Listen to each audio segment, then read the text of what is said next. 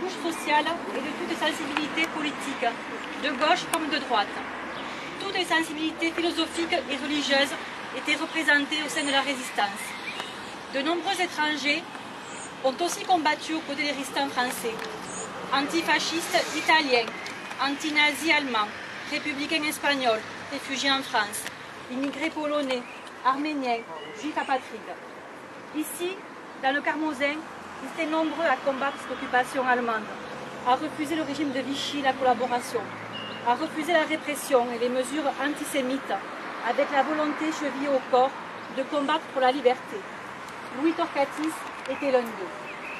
Louis Torcatis est instituteur dans les Pyrénées-Orientales lorsqu'en 1939, à 35 ans, il est mobilisé lieutenant sur la ligne Maginot. Fait prisonnier le 15 juillet 1940, il s'évade en août lors de son transfert en Allemagne et refuse la défaite honteuse de mai 1940. Il entre en résistance dans les Pyrénées-Orientales début 1943. Il est nommé chef départemental de l'armée secrète des Murs, mouvement uni de la résistance. Dès 1943, il se cache avec sa femme et ses 2 fils chez un ami instituteur à Coupiaguet, vers Villefranche-de-Pana. Il prend le nord de Boulogne pour la clandestinité. Il crée et dirige les coupes-francs en zone sud, des groupes armés mobiles très discrets et très offensifs, armés par l'Angleterre grâce à des parachutages et chargés d'attaquer les trains ennemis, de saboter les voies ferrées, de détruire les usines collaborant avec l'ennemi, d'assassiner les agents de la Gestapo. Il se charge aussi des évasions de résistants arrêtés. Boulogne nomme un responsable par département à la tête d'une dizaine d'hommes décidés. Il prend contact avec la résistance carmozine et vers la fin janvier 1944, il établit son QG chez le garagiste Joseph Bousquet et son frère Gabriel, d'actifs ardents patriotes. Boulogne dirige lui-même les actions armées. En mars 1944, il installe sa petite famille au Farguette et Jeanne, son épouse, devient sa secrétaire et agent de liaison. Les coups des coupes de francs se font de plus en plus destructeurs pour l'ennemi.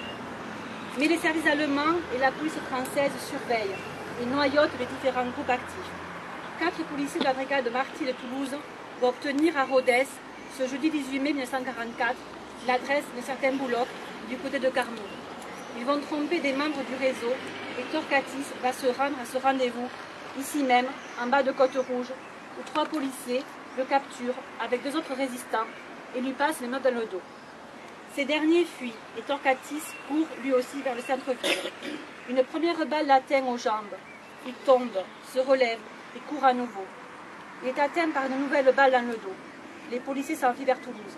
Torcatis atteint péniblement l'échoppe d'un cordonnier. Un médecin proche de la résistance commence les soins.